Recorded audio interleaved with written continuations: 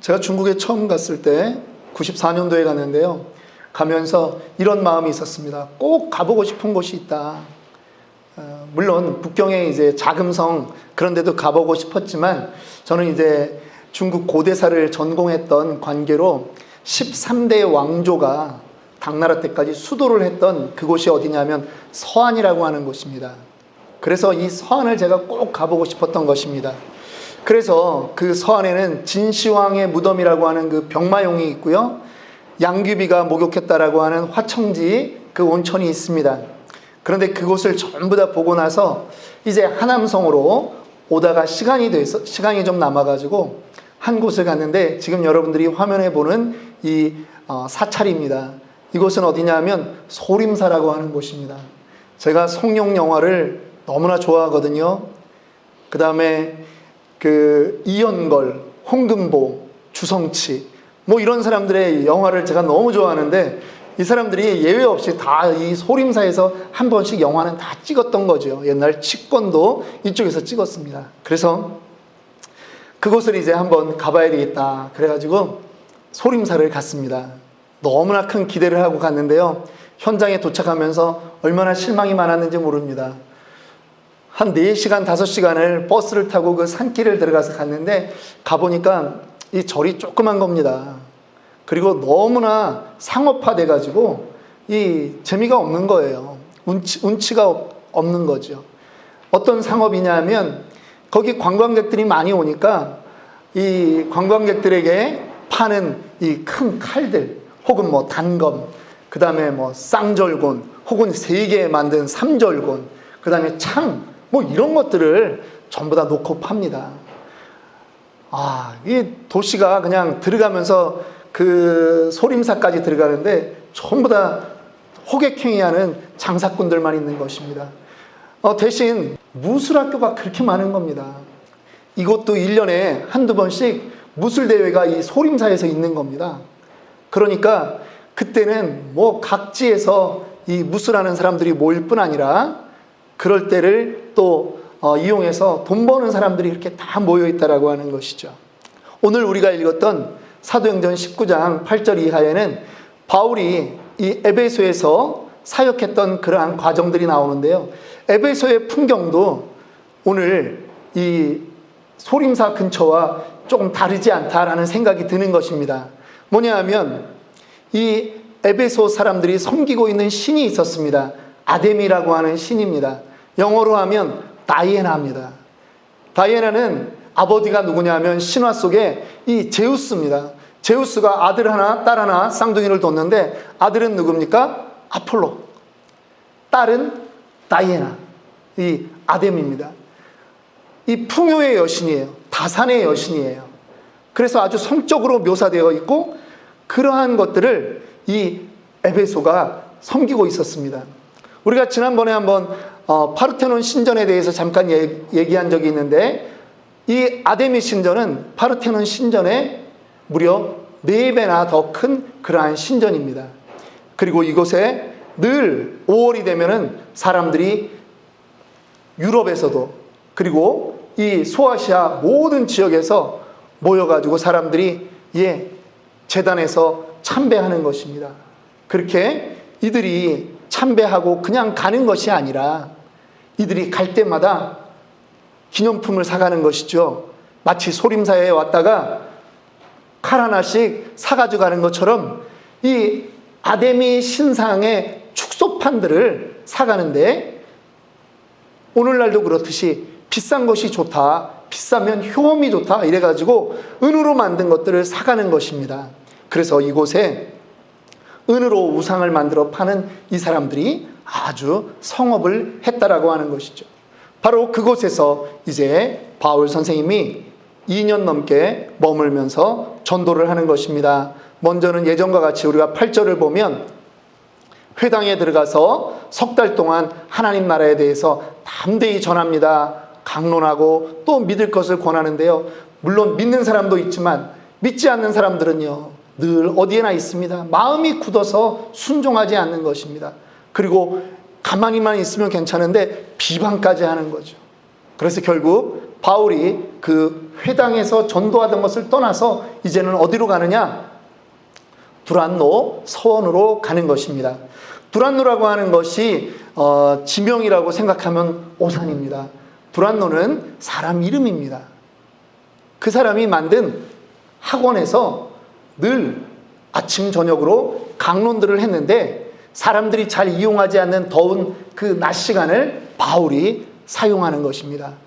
공짜로 사용하면서 무려 2년간 이곳에서 바울이 성경을 가르치는 것입니다. 날마다 그렇게 강론했습니다.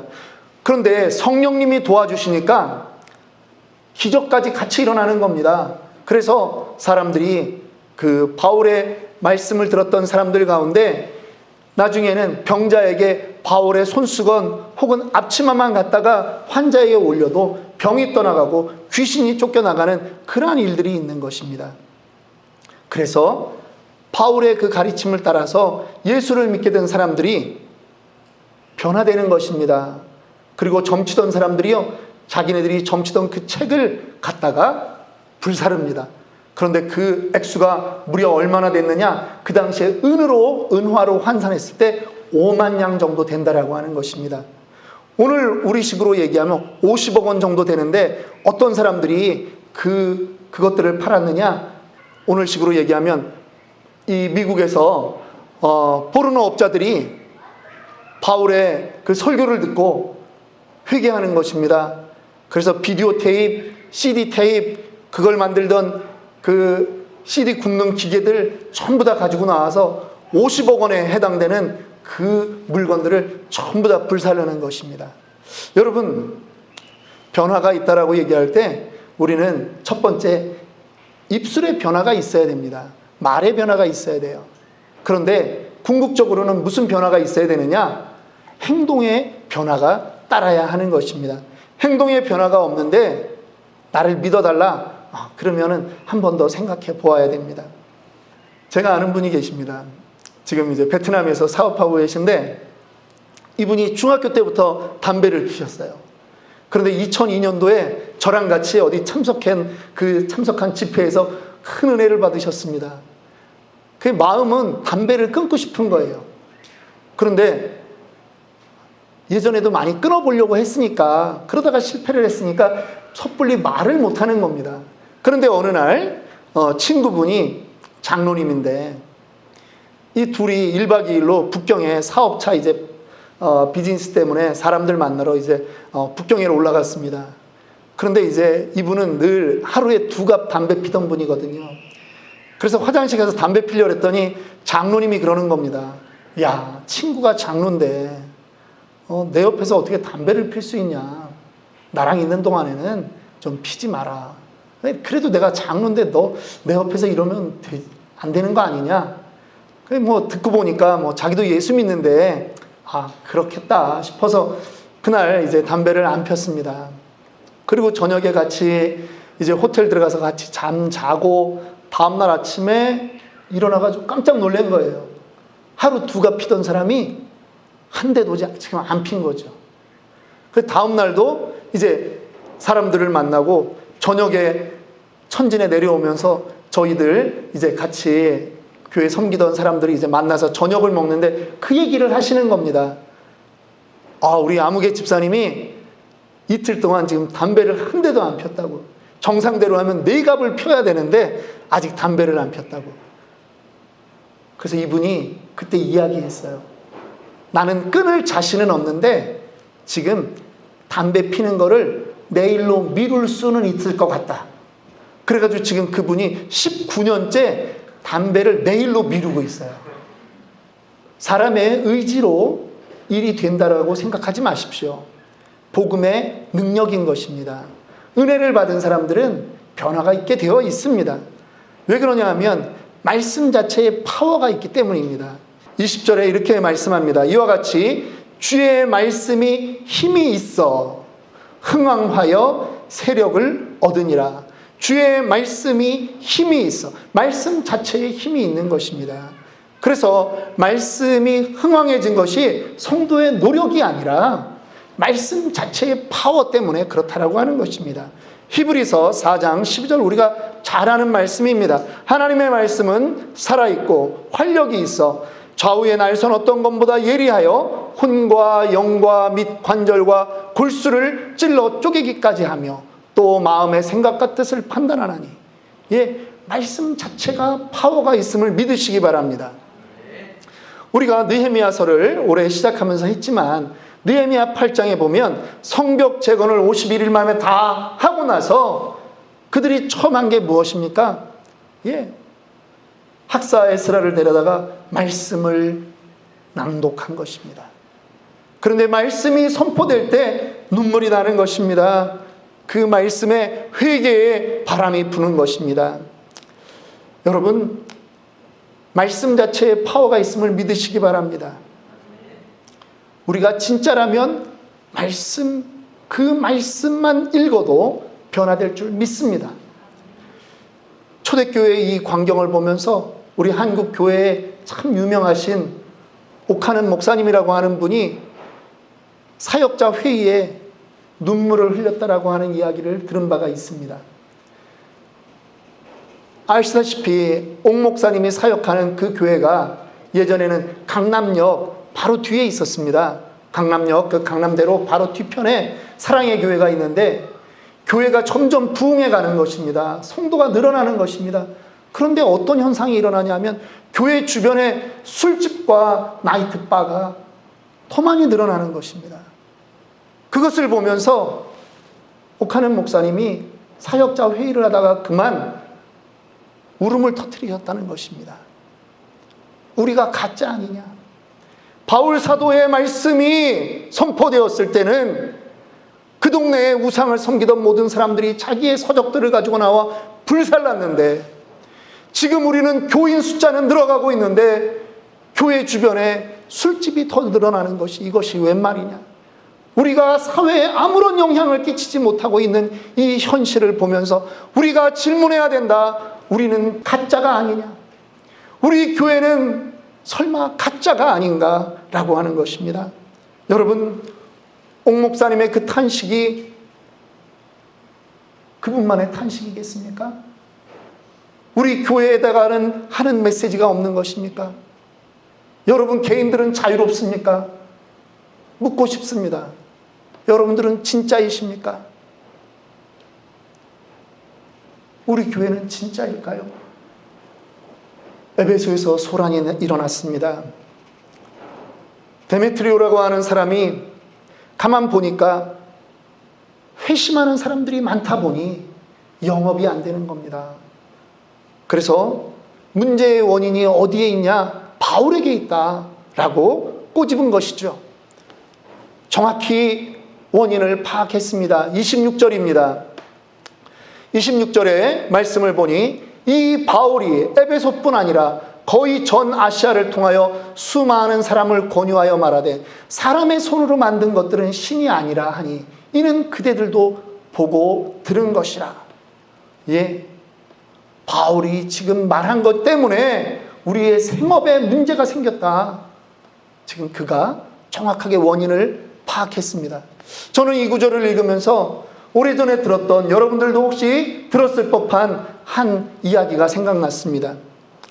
허브 밀러라고 하는 사람이 쓴 Connecting with God이라고 하는 책에 나온 한 일화입니다.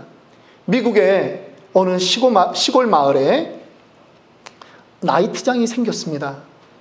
그러니까 그 마을에 크리스찬들이 전부 다 마음에 근심이 생겼습니다. 우리 마을의 이 선량한 젊은이들이 저 나이트장에서 이제 놀다 보면 저들이 타락하고 그렇게 힘들어지지 않겠는가. 그래서 이 교인들이 기도했습니다. 하나님, 저 나이트장이 불이 나서 망하게 해주십시오. 그런데 몇 개월 뒤에 정말 나이트장에 불이 났습니다. 그랬더니 나이트장 주인이 동네 재판관한테 법정에 이 교회를 고소한 것입니다. 왜요? 교회가 불나라고 기도했다라는 거죠. 그래가지고 재판장이 판사가 불렀습니다. 목사님을 부른 거죠. 지금 나이트장 주인이 이렇게 얘기하는데 당신들에게 그 책임이 있느냐? 목사님이 뭐라고 얘기했을까요? 설마 우리가 기도한다고 그대로 불 나겠습니까? 예. 그 재판장이 하는 얘기가 나이트장 주인의 믿음이 저 목사보다, 저 교인들보다 훨씬 더 믿음이 좋다. 그렇게 판결을 내렸다는 것입니다. 여러분, 우리도 이런 우를 범할 때가 있습니다. 기도는 하지만 설마 기도대로 되겠어? 라고 생각할 때가 있다라고 하는 것입니다. 마가복음 11장 24절에 우리가 함께 40일 암송을 하면서 암송했던 말씀입니다.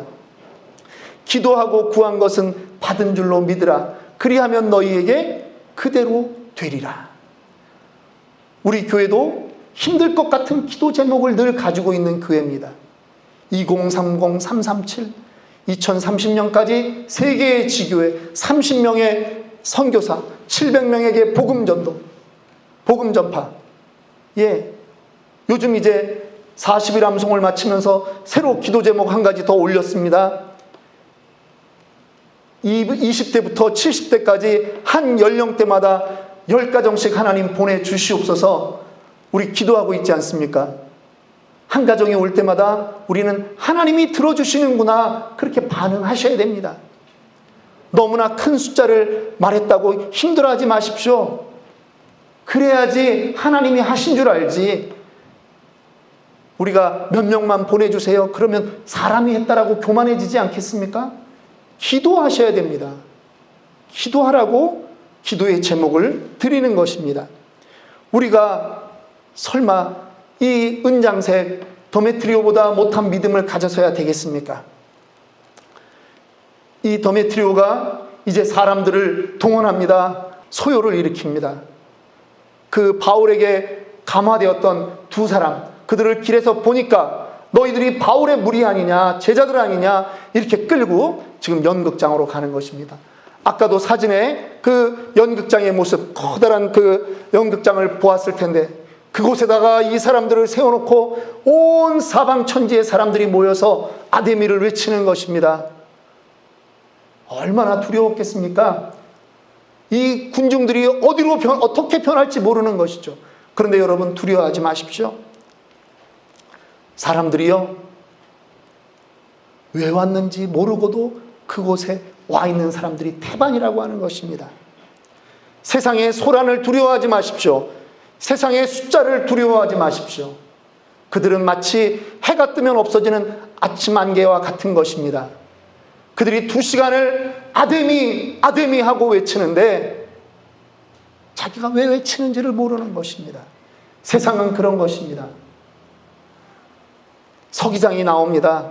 관리가 나와서 논리적인 말로 너희들이 지금 이 종교의 문제를 가지고 이곳에서 이렇게 소요를 일으키는 것은 온당하지 못하다라고 하는 그 한마디에 사람들은 다 흩어지는 것입니다. 41절 말씀입니다. 이에 그 모임을 흩어지게 하니라. 대단한 사람들이 모여서 대단한 소리를 내고 위협을 했지만 결국 한마디 말에 그 모든 사람이 흩어지는 것입니다. 세상을 두려워하지 마십시오. 세상이 가지고 있는 것이, 세상이 자랑하는 것이 무엇입니까? 숫자를 자랑합니다. 큰 소리를 자랑합니다. 그러나 하나님이 나타나면 그들은 아침 안개같이 사라지는 것입니다. 저는 오늘 이 본문들을 보면서 이 절체절명의 순간에 보여진 그 몇 사람들의 태도에 주목하고자 하는 것입니다. 누구냐 하면 바로 이제 붙잡혀 들어간 그 두 제자 때문에 바울이 그 연극장 안으로 달려 들어가지 않습니까? 그런데 제자들이 막는 것입니다. 그리고 바울의 또 다른 친구들이 바울을 붙잡습니다. 막습니다. 그들은 이 에베소에서 이제 바울의 복음을 듣고 살았던 사람들입니다. 그런데 어떻게 그들이 이 폭도들 앞에서 오히려 바울은 숨겨주고 자기네들이 그것을 감당하려고 하는 그러한 태도가 되었을까라고 하는 것입니다. 물론 말씀이 능력이 있으니까, 그들 가운데 말씀이 있으니까 당연히 그렇게 했을 것이다라고 우리는 인정합니다. 그런데 어떻게 그 말씀이 자기네들이 독도들을 감당하며 바울은 숨겨줄 수 있는 그러한 마음들까지 장성하게 자라났느냐 하는 것입니다. 어떻게 죽음을 두려워하지 않는 그러한 굳건한 믿음이 되었느냐 하는 것이죠. 저는 그것을 한 단어에서 찾는 것입니다. 바로 날마다라고 하는 단어입니다. 그들이 두란노 서원에서 바울의 그 강론을 날마다 들은 사람들입니다. 어쩌다 한번 말씀 듣고 회심해서 나는 믿었습니다, 나는 하나님을 믿습니다, 이렇게 말하는 사람들이 아니라 날마다 그 바울의 강론을 들었던 사람이라는 것이죠. 날마다의 능력은 대단한 것입니다. 저희 어렸을 때 저희 어머님이 이 떡시루에 이 콩나물을 키워서 해주신 적도 많았습니다. 그런데 보면은 물이 아까워요. 그 콩나물을 키울 때요, 그냥 물 한 바가지씩 계속 부어야 됩니다. 물이 다 빠집니다. 그런데 놀라운 것은 날마다 시시때때로 물을 줬더니 어느 날 이만큼씩 뽑아서 국을 끓일 수 있는 콩나물이 자라 있는 것입니다. 여러분, 나에게 특별히 은사가 없다고 실망하지 마십시오. 그러나 날마다 말씀을 가까이 아니하고 하나님을 가까이 아니한다라고 하면 여러분 이 시간 회개하셔야 됩니다. 궁극적인 것은 무엇이냐 하면 날마다 나와 하나님의 그 교제가 우리의 영성을 끌고 가는 것입니다. 운동선수는 두 부류가 있습니다. 프로페셔널 선수가 있고요, 아마추어 선수가 있습니다. 프로는 매일 운동합니다. 비가 오나 눈이 오나 오늘 같은 날도 프로는 꼭 운동을 합니다. 그들의 실력은 돈으로 평가됩니다. 아마 처음에는 돈을 위해서 했을 수도 있습니다. 그런데 나중에는 돈으로부터 자유로워지는 것이 프로 선수입니다. 여러분, 손흥민 선수의 1년 연봉이 얼마인지 아십니까? 놀리지 마십시오. 850억 원입니다. 1년 연봉이 850억 원입니다. 아마 돈을 위해서 했더라도 이제는 돈 때문에 하지 않습니다. 돈으로부터 자유로웠습니다. 이제는 즐기면서 하는 것입니다. 이것을 우리는 프로라고 부릅니다. 같이 운동 시작했습니다. 그런데 아마추어 선수가 있습니다. 그들은요, 매일 하지 않습니다. 주말에만 주로 합니다. 시간 날 때 하고요, 기분 내킬 때 하고요, 몸 컨디션 좋아야 하고 같이 하는 사람이 마음에 들어야 그날 합니다. 그들도 돈으로부터 자유롭고 싶어 하지만 그들은 결코 돈으로부터 자유롭지 못합니다. 매번 회비 내면서 하는 인생이 아마추어입니다. 신앙에도 프로페셔널과 아마추어가 있을 수 있습니다. 아마추어는요, 일주일에 한 번 설교 듣는 것을 대단히 만족해합니다. 대견해합니다. 그것도 졸면서 듣는데 말입니다. 설교를 집에 가면서 회상해보면 설교 본문은 생각이 안 나고 예화만 생각나는데 그래도 스스로 머리를 쓰다듬습니다. 오늘도 예배를 드렸다는 거죠. 기도는 하루 3번 하긴 합니다. 그런데 식사 때 하는 기도도 밥 한 숟갈 입에 들어간 다음에 생각난다라고 하는 것이죠. 성경 어쩌다 읽습니다. 묵상 말은 많이 들었지만 그거 딱히 해본 적 없습니다. 금식 바빠서 한 끼 놓쳤을 때 금식했다라고 얘기하지 작정하고 금식 잘 안 합니다. 물론 우리 성도들을 얘기하는 것은 절대 아니니까 오해하지 마십시오. 프로페셔널 신자가 있습니다. 우리 성도들을 두고 하는 얘기입니다. 날마다 자신의 시간에 룰이 있다라고 하는 것입니다. 말씀 읽는 시간이 정해져 있고요, 말씀 암송 40일 행진 끝났더니 이런 거 너무 좋다고 한 번 더 했으면 좋겠다고 그렇게 말하는 사람들, 기도 시간도 정해서 하려고 노력합니다. 하던 시간보다 조금 더 많이 해보려고 노력합니다. 스스로의 신앙 성장을 위해 고민하고 계획합니다. 날마다 새로운 하루를 맞이합니다. 찬송도 있지 않습니까? 나의 생명 되신 주 주님 앞에 나아갑니다. 주의 흘린 보혈로 정케하사 받아주소서. 날마다 주를 찬송하겠네. 주의 사랑의 줄로 나를 굳게 잡아매소서. 2절 가사 이렇습니다. 우리가 다 인정하듯이 괴로운 세상 지나갑니다. 주님, 나를 인도하여 주소서. 주를 믿고 나가면 나의 길을 잃지 않을 것입니다. 이렇게 고백하며 또 무엇을 후렴에 반복합니까? 날마다 주를 찬송하겠네. 주의 사랑의 줄로 나를 굳게 잡아매소서.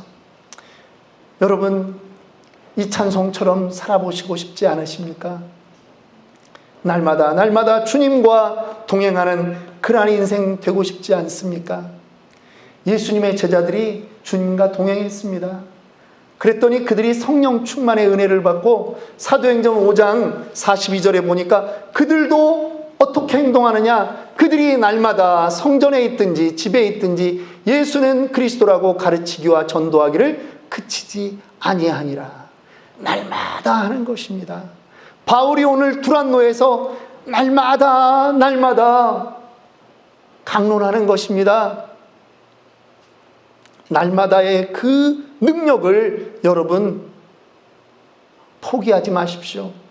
제자는 어느 날 한 건 해서 되는 것이 아닙니다. 제자는 날마다 그렇게 살아갈 때 제자가 되는 것이고 프로가 되는 것입니다. 구약에 우리가 잘 아는 인물이 있습니다. 에녹입니다. 그런데 그가 하나님과 동행했습니다. 하나님과 대화했어요. 하나님과 연애한 것입니다. 무려 얼만큼요? 한 달? 1년? 아닙니다. 300년을 하나님과 동행했습니다. 하나님이 보고 두기에도 너무나 아까워서 하나님이 그에게는 죽음을 맛보지 않고 하나님 품으로 데려가셨습니다. 말씀을 마칩니다. 저는 요즘 부러운 가정들이 있습니다. 우리 라음이네, 또 장 목사님네, 너무 부러워요. 애기들이지 않습니까? 이 애기들이요, 그냥 말만 시키면 막 떠드는 거예요. 말을 하는 거예요. 제가 학교에서 애들을 가르쳤는데요, 학교에서도 꼭 떠드는 애들은요, 이쪽하고 이쪽에 앉아서 떠들지 않고 짝꿍들이 떠들어요. 친밀감 때문에 그래요. 친하니까. 친밀감입니다. 하나님과의 친밀감은 어떠십니까? 하나님은 여러분들과 대화하기를 원하십니다. 여러분들 신앙의 성장을 원하십니까? 어쩌다 성경책 한번 읽고, 어쩌다 찬송 부르고, 어쩌다 기도하다가는 절대로 그렇게 되지 않습니다. 프로는 그렇게 하지 않습니다. 날마다 시시때때로 그렇게 해야 됩니다. 혹시 여러분 모양만 신앙인 아니십니까? 날마다 경건에 이르는 훈련을 하는 진정한 프로, 진정한 제자, 그것을 우리의 삶의 목표로 살아가기를 축원합니다.